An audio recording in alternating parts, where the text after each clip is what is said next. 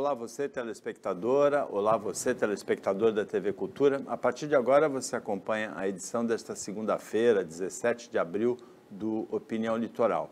Vão participar nesse bloco o advogado Rodrigo Massaroli como comentarista e a gente recebe com muito prazer a deputada estadual Solange Freitas, do União Brasil. Rodrigo, a Solange assumiu há 1 mês e 2 dias. Será que ela já se acostumou a ser chamada de deputada, não? Boa tarde. Boa tarde, Paulo. Boa tarde, deputada. Deputado, a todos os telespectadores aqui da TV Cultura. Era o que eu conversava com ela um pouquinho antes aqui, naquele preparatório, no aquecimento do programa, como é que estava sendo esse começo de gestão. É uma diferença muito grande, é um pulo muito grande entre o jornalismo e o cargo público. E ela, eu não vou dar spoiler, ela vai falar um pouquinho, mas acredito que até pelo relacionamento que ela tem do dia a dia com os telespectadores e agora eleitores, acredito que ela vai tirar de letra nessa situação. Mas ela estava contando um pouquinho das impressões que ela teve a começar essa nova jornada. Vamos ouvir dela, né, Paulo? Já se acostumou a ser chamada de deputada? Paulo, boa tarde para você, Rodrigo, boa tarde a todos. Olha, às vezes é até muito formal, né? Todo mundo agora não fala Solange, né? Deputada, isso eu tenho que me acostumar porque eu gostaria que as pessoas me chamassem de Solange, mas me chamam de deputada. Só que eu não imaginava que eu ia gostar tanto de estar lá na Assembleia Legislativa representando a população. Faz 1 mês, mas parece que foi ontem que eu tomei posse e nesse fim de semana a gente editou um vídeo para mostrar para as pessoas o que eu fiz nesse 1 mês lá na Lesp. E quando a gente montou o vídeo, a gente viu que fez tanta coisa, tanto trabalho, então isso me deixa assim muito feliz, porque a minha equipe trabalhou bastante, trabalha junto comigo e pelas causas da população. Estou muito feliz com esse meu trabalho e realmente eu não imaginava que gostaria tanto de fazer um trabalho como esse que eu estou fazendo. E o Rodrigo conversou comigo nos bastidores e eu falei assim, olha, por incrível que pareça, não é tão diferente do trabalho que eu já fazia como jornalista. Porque como jornalista a gente fazia o quê? Ia lá, dava voz para as pessoas, cobrava as autoridades e muitas vezes conseguia ajudar. E eu tenho feito esse trabalho. Eu digo que eu sempre vou ser deputada das ruas, não vou ser de gabinete. Vou estar lá na Lesp quando eu precisar estar, por causa da votação de projetos, a apresentação também de projetos, indicações, moções. Mas fora esse período, eu quero estar nas ruas. Eu tenho feito isso. Eu vou nas ruas, converso com as pessoas, depois vou lá, cobro as autoridades e eu posso ir além, né? A gente pode ajudar agora a resolver, né? Votando ou não os projetos do governo e criando leis para melhorar a vida da população. Mas mais do que criar leis, viu, Paulo? A gente precisa fazer com que as que já estão aí sejam cumpridas e muitas não estão sendo cumpridas. Agora, Solange, você tem novidades em relação àquela polêmica toda do Bom Prato em São Vicente, não é? Então, como... A unidade foi fechada, Sim, né? Como eu moro em São Vicente, já disputei a prefeitura lá, então eu recebo muitos pedidos, muitas demandas de São Vicente.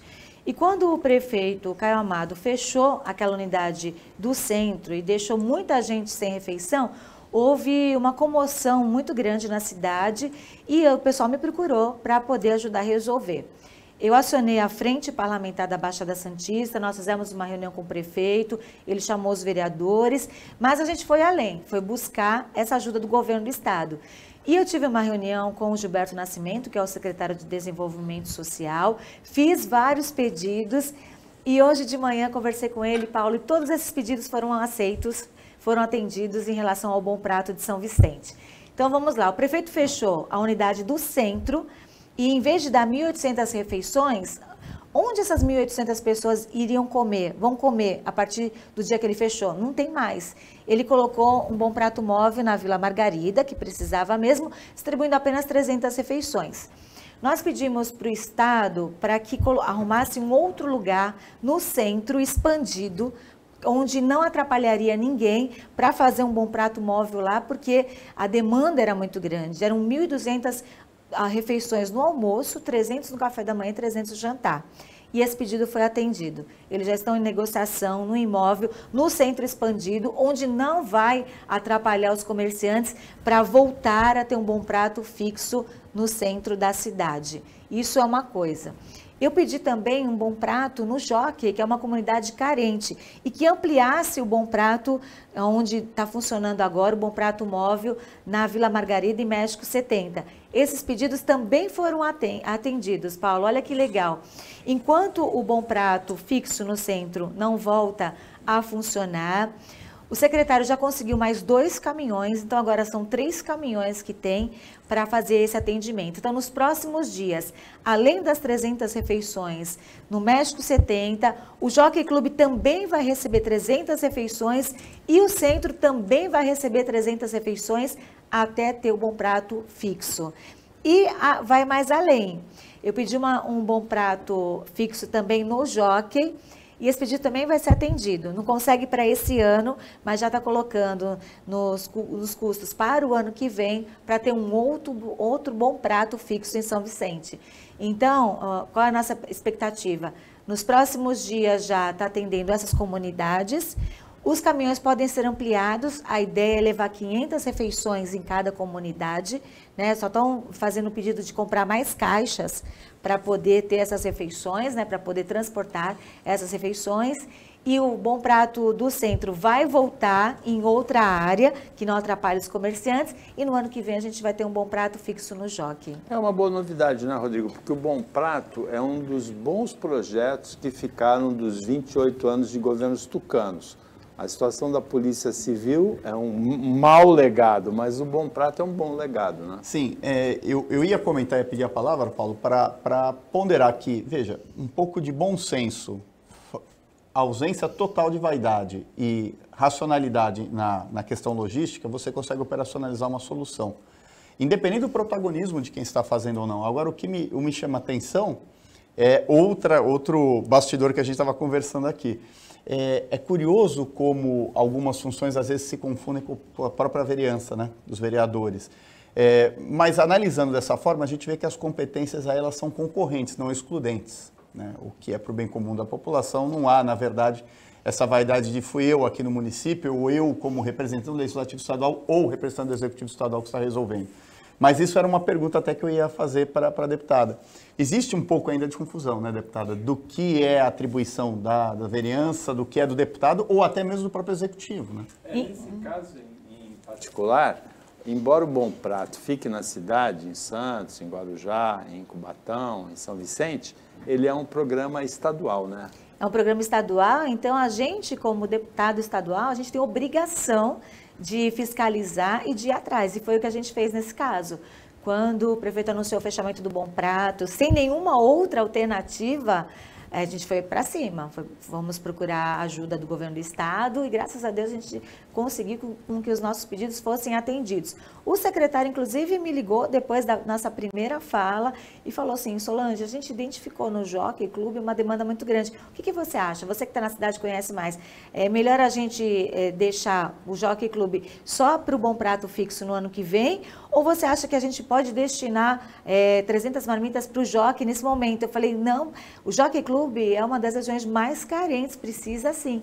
Então, olha só que bacana, ele está ouvindo a gente que mora na cidade. É assim que eu acho que os governos funcionam melhor, né, Paulo? Se as pessoas forem abertas a ouvir. E aí a gente conseguiu atender essa demanda, mas nesse caso eu tinha total direito e obrigação, né, de ajudar a população, porque os recursos são do Estado e uma das nossas funções é fiscalizar o Estado também. Mas as pessoas confundem muito. Então, todos os dias eu recebo pedidos de casos de asfalto de rua, de fechar buraco de rua, que são demandas que a prefeitura tem que resolver e os vereadores correrem atrás. Mas mesmo assim, Paulo, você acha que eu vou deixar na mão? Não dá. Então, tudo que a gente consegue fazer para ajudar, eu vou ajudar, como foi o caso da questão do lixão do Jockey. Agora, nesse caso de buraco em rua que você está falando, o Santos tem enfrentado um problema sério com a Sabesp na Rua Goiás, no final do Canal 4. Em Cubatão, há um tempo atrás, houve uma grávida que passou numa cratera dessa Sabesp, perdeu o bebê no acidente. E, além de lidar com essa questão da Sabesp, que é o controle acionário, apesar da intenção do governador Tarcísio, que é incompreensível para mim, de privatizar o controle acionário da Sabesp, que é uma empresa que dá lucro, já é privatizada, tem ações. Como é que você vê essa questão das crateras da Sabesp? Essas terceirizadas que provocam muitos problemas nos municípios. A questão que a gente tem que fiscalizar e cobrar, Paulo, porque se você não ficar em cima, o serviço acaba não funcionando do jeito que deveria funcionar. E se ninguém reclamar, fica dessa situação. Eu vou te dar um exemplo em relação à Sabesp e em Santos também. Desde o final do ano passado, os moradores dos morros estavam reclamando do quê? Da bendita falta d'água, como acontece todos os anos. Antes de assumir, eu fui nos morros, conversei com os moradores para tentar entender a demanda, onde faltava mais, onde não faltava, e fui até a Sabesp cobrar uma solução. E eles disseram que já está tendo uma obra que vai eliminar o problema da falta d'água nos morros, segundo a Sabesp. Essa obra deve terminar em outubro. Só que até lá, como é que os moradores iam ficar com esse problema da falta d'água? E nessa cobrança, eles fizeram algumas obras pontuais que fez com que diminuísse muito o problema pontual da falta d'água nos morros. Então, se você conversar no Santa Maria, em outras áreas ali, aquele problemão que estava acontecendo diminuiu. Porque eles fizeram pequenos ajustes que melhorou e muito o problema da falta d'água. E vai acabar esse problema, segundo a Sabesp, quando terminar essa grande obra em outubro. No caso das crateras é a mesma coisa, a gente tem que ficar em cima, cobrar, não um problema que só vai solucionar daqui a um tempo, mas essas pequenas ações que podem ser feitas para minimizar os impactos desses problemas no momento.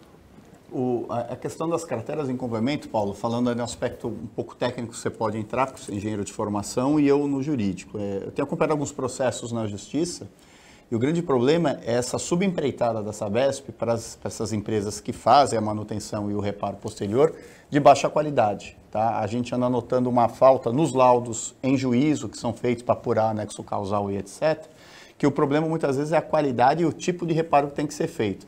A técnica de engenharia determina uma coisa, maximização de lucro para essas empresas que é para usar um material não tão bom ou como fazer realmente o assentamento de asfalto, acaba gerando esses causos de crateras com danos potenciais aí à coletividade. Então isso demanda, primeiro, uma fiscalização muito mais assídua da Sabesp com umas exigências maiores nas suas contratações, talvez com memorial descritivo até da qualidade dos produtos a serem utilizados, para ver se minimiza, e uma cautela de supervisão também de fiscalização deles, que não tem ocorrido de maneira satisfatória. De maneira geral, a prestação de serviços da Sabesp, na maior parte dos lugares, é satisfatório. Tem lugares em que não é. Agora, as terceirizadas que prestam serviços de reparos, onde são feitos os buracos, aí é lamentável o que tem acontecido aqui na Baixada Santista e também em outros municípios do interior. Agora, Solange, você começou a falar do lixão do Jockey, né? Então, é outra demanda que veio da comunidade, aí não entra dinheiro do Estado, mas a gente tem que buscar uma solução para isso, porque é um problema que a Prefeitura criou. Ela começou simplesmente a pegar ali no terreno do Jockey, onde funcionava o Jockey Clube no passado, as corridas de cavalos, fez um contrato com essa empresa e começou a levar lixo para lá. Lixo todo de material de construção, aquele lodo que é tirado de dentro dos canais, mas você vê lá de tudo, restos de imóveis, tem de tudo naquele lugar. E começou a criar uma montanha de lixo, começou a criar um lixão no Jockey, e os moradores de um conjunto habitacional ali começaram a ter essa visão. Não tem licença ambiental, não tem. A prefeitura simplesmente, da noite para o dia, começou a levar o lixo. E o que eles estão fazendo? Eles pegam esse lixo, compactam lá, e deixam lá. Então, o terreno está ficando muito mais alto do que as ruas, por exemplo, nas laterais. Então, criou um transtorno enorme para os moradores. Isso começou em maio do ano passado. Os moradores sempre pedindo ajuda, e a prefeitura ignorou, continuou levando lixo. O que a gente fez? Nós fomos lá, ouvimos os moradores, conversamos, vimos que não tinha solução. A prefeitura continuou jogando lixo. Fomos para o GAEMA, né, o Ministério Público do Meio Ambiente, conversamos com a promotora Flávia. Ela fez uma reunião com o promotor em São Vicente, que já tinha recebido denúncia dos moradores, e em conjunto eles já estão resolvendo esse problema. Ela falou que a prefeitura não tem autorização para fazer o lixão ali, porque não tem autorização para nada ali. Ela simplesmente começou a jogar o lixo, não preparou a área e não fez nada. Então é um crime ambiental. Vai judicializar essa questão aí. Só que, como os moradores já tinham entrado em uma denúncia em São Vicente, o promotor pediu para a empresa parar de fazer. Isso daí não parou. Ele pediu e a empresa continuou fazendo, a contratada da prefeitura para fazer isso. Diante disso, como para você esperar judicializar vai demorar. Aí eu entrei em contato com a prefeitura, estou pedindo uma reunião com um grupo de moradores e também fui para cima, porque eu falei assim, olha, vai esperar judicializar, isso daí é um crime ambiental, isso, se alguém pedir lá na Câmara um processo contra o prefeito, isso daí dá improbidade administrativa, né? Então, hoje de manhã, conversei com o secretário de governo da prefeitura, o Rafael Leite, e ele falou o seguinte, que eles já estão preparando uma outra área para levar esse lixo todo e em até 30 dias eles vão resolver o problema, vão tirar todo o lixo, vai sair só lixo daquela área, não vai entrar mais. Mesmo assim, eu insisti uma reunião com a prefeitura para a gente, para os moradores ouvirem da prefeitura isso, né? Porque uma coisa é falar para mim, outra coisa é falar para os moradores, né? Então, estou cobrando essa reunião deles, mas foi a informação que a prefeitura me deu hoje. Agora, Rodrigo, uma prefeitura, um órgão público descumprir a legislação é preocupante da maneira atabalhoada como foi, né? Porque sem o menor critério, sem o menor aviso, sem o menor atenção ao licenciamento ambiental, principalmente numa área que tem uma densidade urbana razoável de pessoas, né? Muito. Então isso é bem preocupante, Paulo. A CETESB tinha conhecimento disso, Solange? Então, pelo que eu sei, não tinha, porque não tem autorização da CETESB. Eles podem até ter tentado, mas não tem autorização da CETESB, não tem autorização de nada. Várias normas que devem ser seguidas quando você faz um lixão em alguma área, nenhuma estava sendo seguida, segundo a promotora. É um absurdo que está sendo feito e não é o primeiro lixão que a Prefeitura de São Vicente cria. No início do mandato, o prefeito estava levando todo esse lixo para uma área no Parque Bitaru, uma área onde era para ser destinada para criação, construção de conjuntos habitacionais.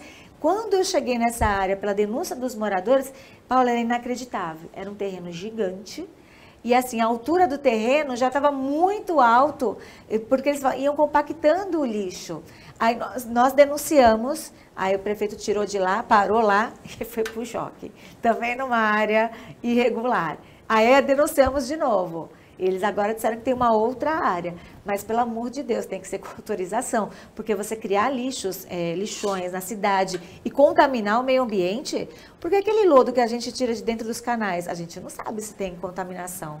O chorume, né, prejudicando que aquele líquido que sai do lixo, né, prejudicando a vizinhança, um lixão sem licença ambiental, uma coisa nem cabe, nem dá para imaginar como é que uma prefeitura toma uma iniciativa desse tipo.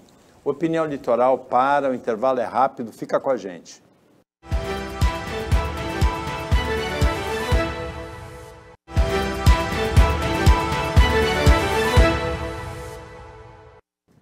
Voltando com a Opinião Litoral desta segunda-feira, nesse bloco participa, além do Rodrigo Marçal como comentarista, o advogado Paulo Henrique Cremonesi. Continua participando a nossa convidada de hoje, a deputada estadual Solange Freitas, da Baixada Santista e do União Brasil, do partido.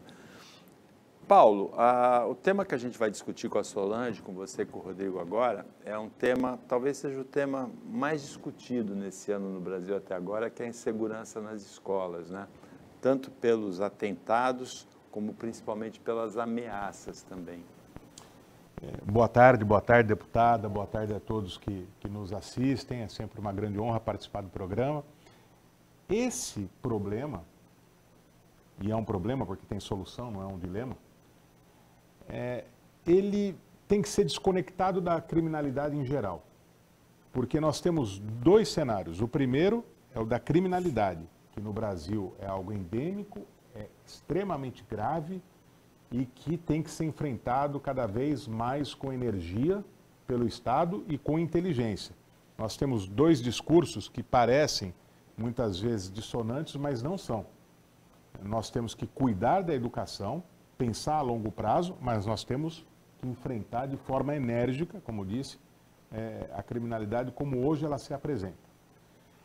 Já o caso da violência nas escolas, eu até não me sinto muito qualificado a opinar, porque é algo que foge do que nós estamos acostumados. Qual é a razão de ser? Qual é o estopim? Será que tem a ver também com a banalização das redes sociais? Será que tem a ver com o esgarçamento cultural da sociedade? Será que algo novo que nós precisamos lidar, porque não se tinha notícia disso. Mesmo nos Estados Unidos, é um fenômeno relativamente recente. Qual é a causa raiz disso? Ou, como a filosofia gosta de dizer, a causa eficiente. O que gerou? Qual é o estopim? Se o Ortega y Gasset falava muito, né, do conceito de homem-massa, do esfacelamento da cultura, os grandes pensadores falam isso. Será que tem a ver? Será que a nossa sociedade virou mais violenta? Eu tenho mais perguntas do que respostas. A única coisa que eu gostaria de pedir, até aproveitando que há uma autoridade pública aqui e para os nossos ouvintes, é desconectar. Esse é um assunto importantíssimo, mas que não tem a ver com aquela criminalidade tradicional. Porque se nós colocarmos na mesma prateleira, talvez o enfrentamento não seja adequado. Solange, tem alguns dados interessantes aí. Primeiro que eu imagino que você deva estar ouvindo reclamações, queixas, preocupações de muitos pais e mães, de muitos professores, porque os professores também têm medo. Uma professora estadual morreu em São Paulo num atentado desse. Segundo, que há muitas ideias, assim, coloca detector de metais nas escolas, coloca um policial em cada escola o tempo todo, mas tem um elemento que é importante, que é o acompanhamento psicológico. Na transição do governo Rodrigo Garcia para o governo Tarcísio de Freitas, houve a interrupção desse acompanhamento psicológico. O secretário de Educação atual anunciou a retomada desse contrato em regime de urgência e é super importante, mas não é uma solução para essa questão, não é? Então, Paula, a gente recebe realmente todos os dias, desde que aconteceu esse atentado, a gente recebe pedidos de ajuda e de socorro, não só dos alunos, dos pais de alunos e dos profissionais também, os professores, diretores.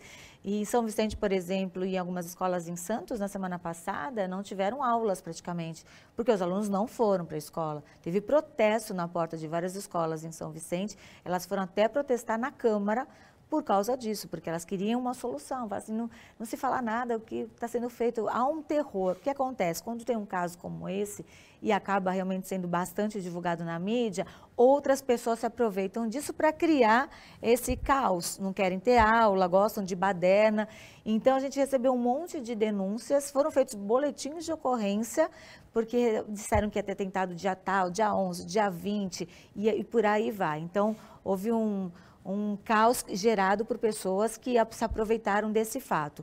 Muita gente deu sugestão, eu até fiz uma enquete nas minhas redes para tentar entender o que as pessoas que me acompanham, o que elas achavam que deveria ser feito para essa questão da segurança nas escolas. O detector de metais, por exemplo, está lá em primeiro lugar. É uma coisa que a pessoa já pensa, detector de metais. Mas como é que a criança vai chegar na escola? E um estado fez isso, Paulo? A mochila tem compasso, tem tesoura, não vai conseguir, vai ser uma coisa que você vai demandar muito tempo, a criança vai ter que chegar uma hora antes para poder conseguir entrar na escola. Então, é algo que não é prático no dia a dia. Exatamente, então não tem como fazer isso. Vai ser um caos, né?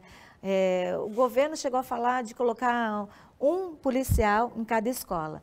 Paulo, a gente não pode tapar o sol com a peneira, a gente sabe como é que funciona dentro das comunidades. Se colocar um policial dentro de uma escola na comunidade, ele sendo reformado ou não, armado ou não, ele é um alvo dos bandidos, porque ele é um policial.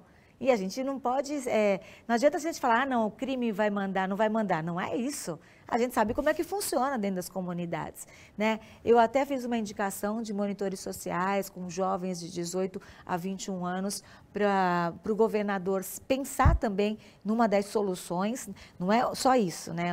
Várias soluções.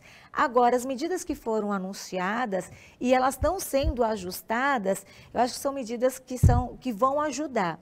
A contratação de 500 psicólogos, 2.000 funcionários, eles estão sendo treinados para lidar com essa situação, a segurança particular, mas tudo isso também está sendo adaptado, que para todo mundo é uma novidade, digamos assim. Como é que a gente vai aumentar a segurança quando, bem o Paulo falou, a gente tem que desvincular esse tipo de segurança com a criminalidade do dia a dia que não tem nada a ver.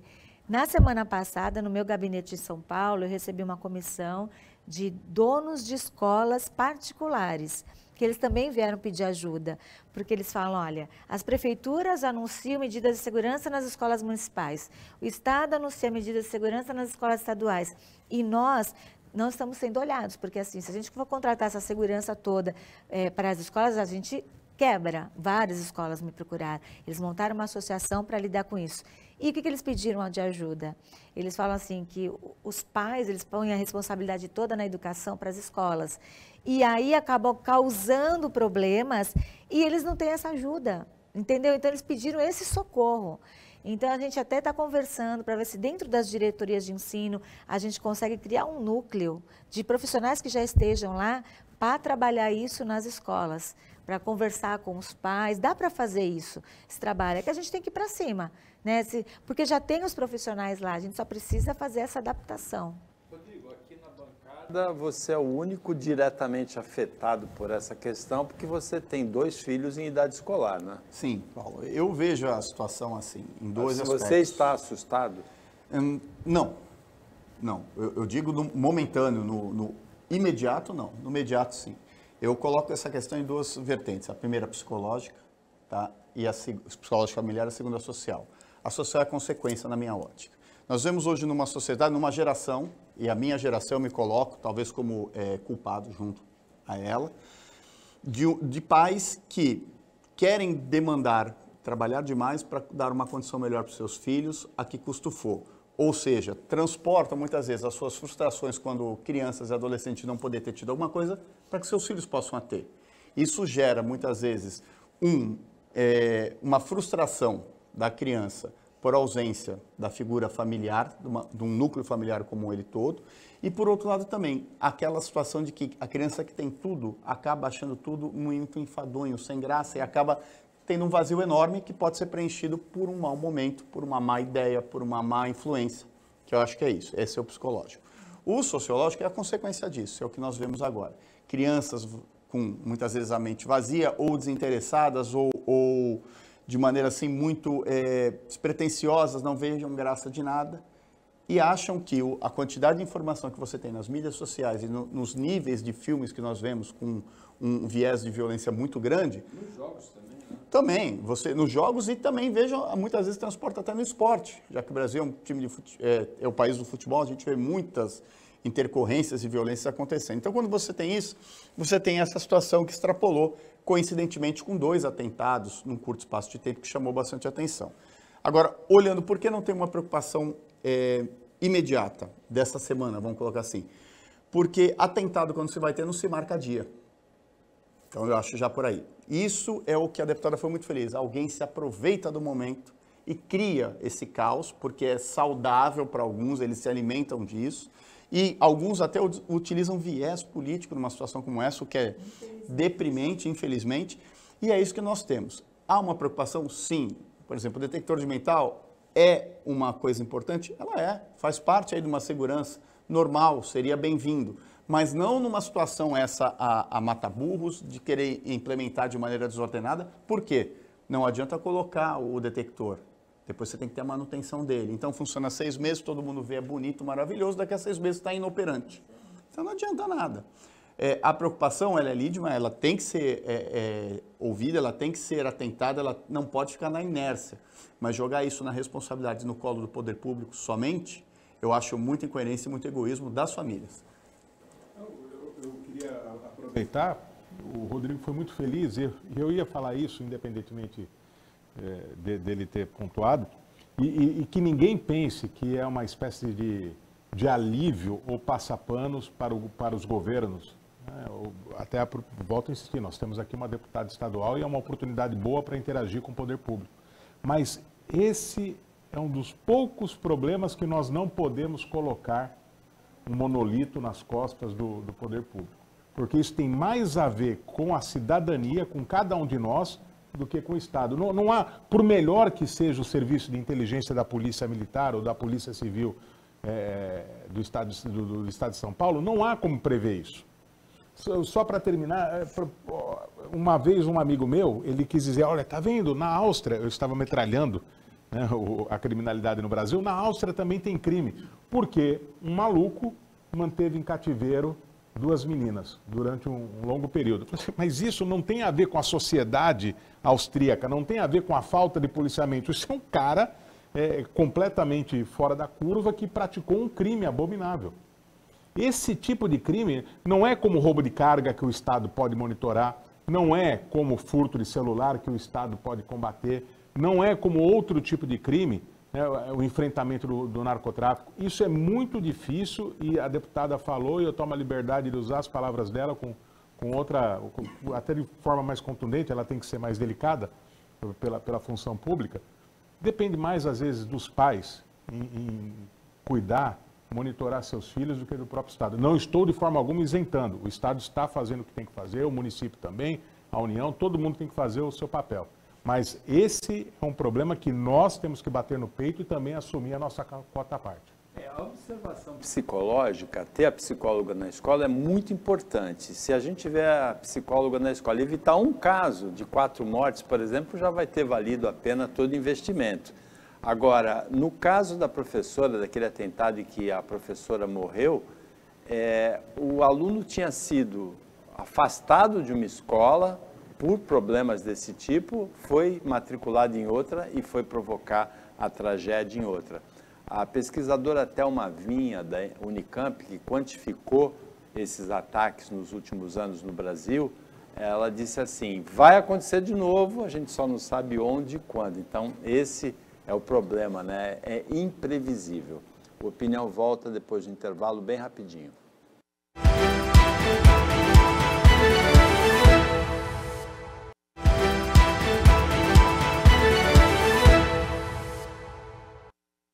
Voltando para o último bloco do Opinião Litoral desta segunda-feira. O Rodrigo Marcelo e o Paulo Henrique Cremonese estão como comentaristas, como costuma ser nas segundas-feiras, e a nossa convidada é a deputada estadual Solange Freitas. Solange, as empreiteiras que prestam serviços para a Secretaria de Desenvolvimento Regional não procuraram você ainda, porque elas não receberam nenhuma fatura, nenhuma nota fiscal referente a 2023. O governo do estado, a secretaria, ela virou uma subsecretaria na Secretaria de Governo do Gilberto Kassab. Parece que o pessoal não aprendeu a lidar com esse processamento ainda. Ou está em fase de aprendizado, ou então ainda não tem Nós o dinheiro estamos em abril já, o suficiente para poder não, pagar. tem os recursos. Tem os recursos? Tem os recursos. Ah, então é inabilidade mesmo. Precisa verificar o que está acontecendo. Porque tem mudou a empreiteira em secretaria, situação né? Difícil, né? Antes você tinha uma secretaria para resolver isso, que era a Secretaria de Desenvolvimento Regional. Que era o Geraldo Vignoli, o secretário, né? Marco Vignoli. Marco Vignoli. Marco Vignoli. Trabalhei um tempo nessa Filho do secretaria Geraldo, também. né? Filho do Geraldo. E ela que fazia esses pagamentos, ela que direcionava os recursos. Quando você acha que você coloca ela dentro de uma outra secretaria... Ela virou uma subsecretaria de governo, né? Porque assim, ainda, o que eu posso dizer com certeza que a gente tem avaliado, o governo do estado ainda está fazendo a troca de alguns profissionais que trabalhavam no governo do Rodrigo e agora estão trocando. Por exemplo, as diretorias de ensino, vai haver mudança, então eles estão fazendo até uma capacitação e vendo quem que eles vão colocar. Então, essa troca ainda não aconteceu. Então, ainda está naquela fase ainda de adaptação, apesar de todo esse tempo. Nós já estamos em abril. Eles ainda não fizeram as trocas suficientes ainda. Agora, tem as empreiteiras que prestaram serviços e que emitiram notas fiscais, têm funcionários, sim, né? Sim. Abril é a 4ª fatura. Ela até deve ter uma disponibilidade financeira para aguentar 3. A 4ª abre o bico, né, Rodrigo? Estranho, várias não tem receberam. como, né, Paulo? Pelo número de demandas, vai abrir o bico mesmo. Alguma observação? Faz um seguro aí, Paulo Henrique Cremonese? Para isso não tem seguro. Boa. O seguro contra não recebimento? Não. Existe um seguro específico para isso, mas quando é reiterado, nenhum seguro também aguenta, porque do contrário não é mais um risco provável, se torna a certeza de dano. Então, o seguro não pode nunca trabalhar com certeza, sempre tem que trabalhar com a imprevisão. Agora, Paulo, a Solange não tem nada a ver com isso, né? Mas é uma questão do judiciário e tal, federal, mas juízes federais vão receber o salário extra, que vai dar mais de 1 bilhão, e o Conselho Nacional de Justiça autorizou tribunais a pagar auxílio creche para juiz em todo o Brasil. É um escárnio em relação à população, né? É porque nós não conseguimos, nós, sociedade, né, não conseguimos fornecer creches para todas as trabalhadoras e trabalhadores que necessitam. Pais e mães de família que necessitam que seus filhos fiquem em um lugar seguro, em um lugar saudável, para que eles possam trabalhar. E aí, isso é orientado para um segmento que é muito bem remunerado, não havia necessidade.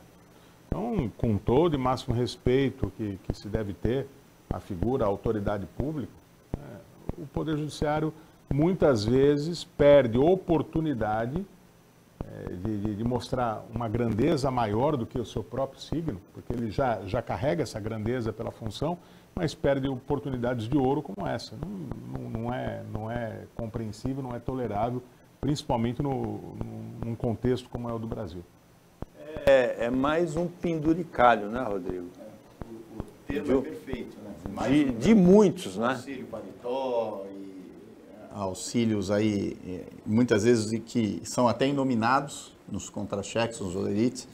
E o Paulo, ele é feliz quando ele fala, né, perde uma oportunidade de você poder dar o exemplo, de diminuir as desigualdades e supostamente cortar na carne para dizer nós estamos sensíveis ao problema, estamos solidários. Mas muitas vezes passa-se batido para isso. Eu fico imaginando um auxílio creche para quem tem um contra-cheque no valor, que é justo, fizeram concurso, estão lá, têm estabilidade, trabalham, tudo. Mas tem gente com uma necessidade muito maior que não tem a mesma possibilidade, né? E por ter essa independência de poderes, não há possibilidade nenhuma de, muitas vezes, uma intervenção, por exemplo, de um legislativo, de um executivo, por conta dessa independência. Apenas orçamentário, é o único ponto de toque que eles possam ter, ser adotado. Eu queria também aproveitar e deixar aqui bem registrado. O Rodrigo e eu não somos advogados que vivem a reclamar do Poder Judiciário, muito pelo contrário. Nós estamos constantemente a defender a função jurisdicional, a defender os juízes, não temos esse tipo de rixa, de discussão, mas cabe também aqui uma reflexão para a sociedade. O nosso programa é para quem nos assiste. Se a mesma situação tivesse acontecido na Assembleia Legislativa, todo mundo estaria crucificando os deputados estaduais. Então, a sociedade também trata certas coisas com dois pesos e duas medidas, e foi muito feliz você trazer isso para o programa, quando envolve vereador, deputado estadual, deputado federal, governador, prefeito, e quando envolve a magistratura. Então, são pesos diferentes. Então, nós precisamos colocar, são todos autoridades públicas, são todos representantes do povo, com funções diferentes, mas não podemos ser tão críticos com um poder e tão com outro. Eu até entendo, porque os políticos, eles têm um estigma muito ruim, né? Quando você pensa em político, e eu também tinha um preconceito doido quando eu era jornalista. Eu sempre dizia que eu não ia vir para a política porque todo político roubava, fazia esquema, enganava a população. E hoje eu estou aqui. Hoje eu vi a minha indignação de jornalista, me trouxe para o cargo público. Eu fiz 1 mês de mandato. Quando eu fui fazer o vídeo, como eu falei no início do programa, nossa, eu fiz tanta coisa em 1 mês. Aí falam assim, político não trabalha. Mas político quer trabalhar, quer fazer o certo, trabalha sim. Eu fiquei sem folga, eu folguei só no domingo da Páscoa. Os outros, todos os dias, sábado e domingo, eu trabalhei bastante pela população, fiz o meu trabalho. Então, o político sério que quer trabalhar, ele trabalha. Mas eu concordo com ele, na questão, só porque é do Poder Judiciário, não vai haver uma revolta? Sim. Porque o juiz, a pessoa que tem dinheiro, vai pagar uma creche cara para o filho dele, porque ele tem condições de pagar. Agora, ele precisa ser reembolsado por isso? Você ouve muita reclamação de falta de creche, você que falou que é a deputada que trabalha nas ruas, né? O mandato exercido nas ruas, você ouve muita reclamação contra esse tipo de mordomia dos juízes? Não ouço muito. Você pode entrar nas minhas redes sociais, não tem ninguém questionando. Questiona muito a questão dos deputados, vereadores, prefeitos, de uma forma geral, né? Porque a gente é cobrado o tempo todo como se a gente pudesse resolver todos os problemas. A gente não consegue, mas a gente consegue dar atenção para esses problemas, para essas pessoas, como eu tenho feito no dia a dia. Mas eu não vejo quase nenhuma reclamação em relação ao Poder Judiciário. E de falta de creche? Muitas, todos os dias, Paulo, todos os dias. Tem muita demanda de creches, escolas municipais. Principalmente em São Vicente? Principalmente em São Vicente. Em Santos também eu ouço, mas principalmente em São Vicente, infelizmente. Porque aqui também eu recebo mais pedidos de São Vicente, porque moro em São Vicente, disputei a prefeitura, então as pessoas me veem assim, caramba, ela que pode me ajudar, ela que pode salvar a minha vida naquele momento. Saúde, então, em São Vicente, são pedidos assim, coisas que estão acontecendo absurdas. Mas eu estou ajudando, Paulo, do jeito que eu consigo, eu vou lá, ouço a demanda, cobro as autoridades, como eu fiz com o Bom Prato, a gente conseguiu, como eu fiz com o Joca, a gente está conseguindo, do lixão. Então, assim, se você quiser, você consegue, você tem que ir para cima. É como eu falei, a mesma coisa que eu fazia como jornalista, ouvia as demandas, procurava as autoridades, cobrava, e agora a gente tem um que a mais. Porque, assim, como deputada, tem um respeito maior em relação ao governo do Estado. Os secretários, eles vão me ouvir porque eu sou deputada, então eu vou usar esse meu poder para poder ajudar as comunidades. O secretário de Desenvolvimento Social, Gilberto Nascimento, que no primeiro momento ele não estava me respondendo no WhatsApp, catei ele num evento e falei, secretário, estou tentando marcar a reunião, eu ligo para o senhor não me atende, né? Que também ele não tinha registrado meu telefone. E a gente precisa resolver a questão do Bom Prato. A partir daí, ele começou a me atender todas as vezes e atendeu os meus pedidos. Então, se você quiser, se você for um político que quer trabalhar, você trabalha e ajuda a população, faz o seu trabalho direitinho. E assim, eu tenho muito orgulho do que eu fiz até agora.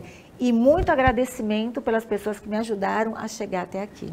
Agora, para encerrar, uma pauta que a gente não abordou de manhã na Jovem Pan, mas que é interessante, é aquele imbróglio em torno da declaração do juiz lá do Paraná, desembargador, né, de que existe um desnível cultural entre o sul e o norte do país. Ele já pediu desculpas, mas acho que ele pediu desculpas muito tarde, né, porque gerou uma revolta muito desproporcional até a fala, né? A fala foi inadequada, não havia necessidade dela naquele julgamento, porque ele tratava de uma situação particular do estado dele, da corrupção, e ele quis dar a entender que o nível cultural supostamente maior da região sul não era suficiente para impedir a corrupção. E nós sabemos que a corrupção não depende necessariamente de nível cultural, porque ela acontece até no Japão.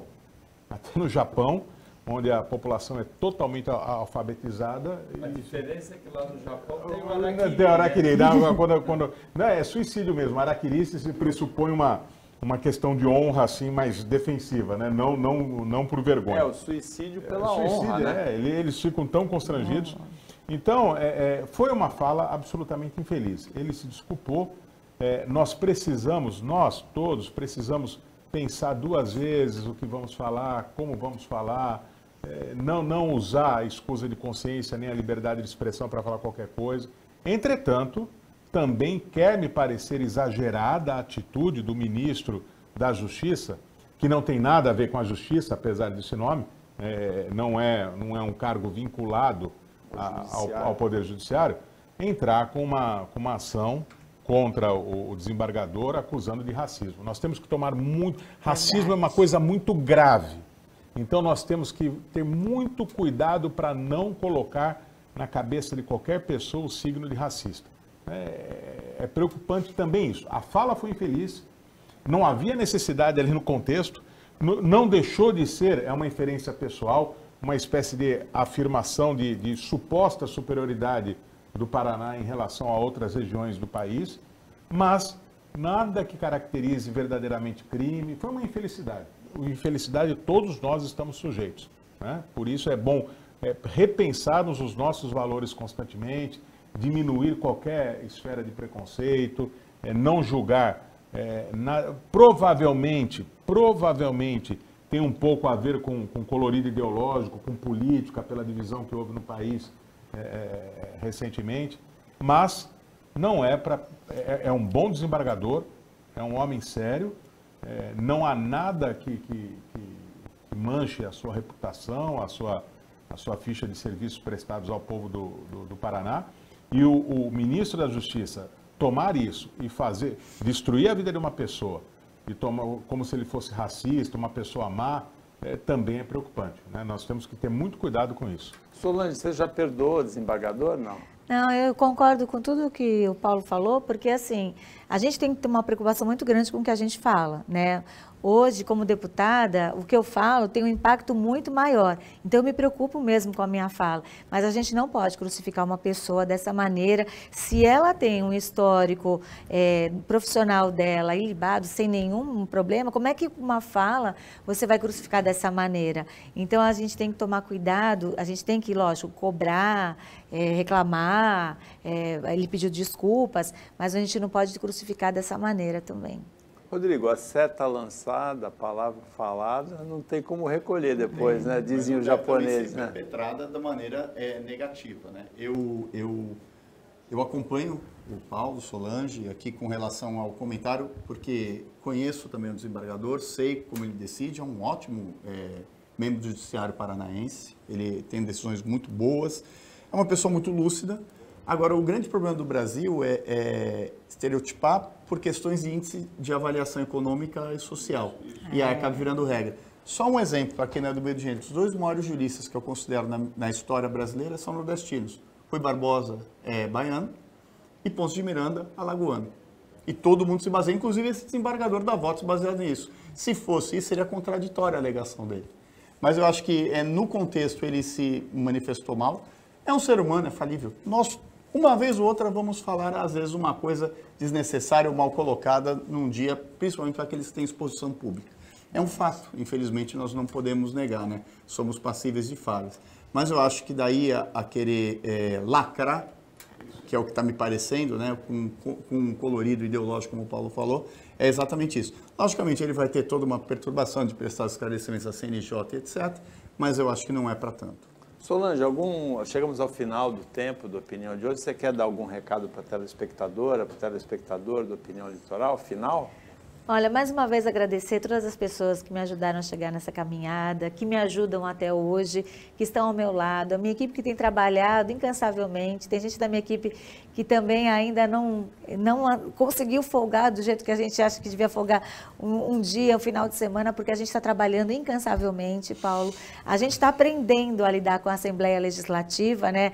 Não só eu, mas toda a minha equipe, e mesmo assim, nesse primeiro mês a gente já fez muita coisa, já avançou em muito, mas é só o começo. Meu mandato é à disposição da população. Quero ser uma deputada das ruas mesmo, porque é para ouvir as pessoas, ouvir quem de fato sofre com aquele problema. Tem um projeto de lei que eu vou protocolar amanhã, porque eu ouvi os autistas e o projeto é muito bacana. Eu venho numa outra oportunidade aqui para falar dele, Paulo, porque vai ajudar em muito quem tem alguma deficiência e os autistas também. Então, me coloco sempre à disposição, meu gabinete de portas abertas para ajudar a população. Solange, obrigado pela participação. Eu que agradeço. Boa sorte na continuidade do mandato e da carreira. Obrigado, Paulo Henrique Cremonese e Rodrigo Marçali, pela participação como comentaristas. A gente agradece o trabalho da equipe técnica e de jornalismo do Sistema Costa Norte e agradece a você que acompanhou a gente mais essa edição. Até amanhã, nesse mesmo horário de 15 para 1 à tarde, pouco depois da meia-noite na reapresentação. E uma ótima semana para você que você merece.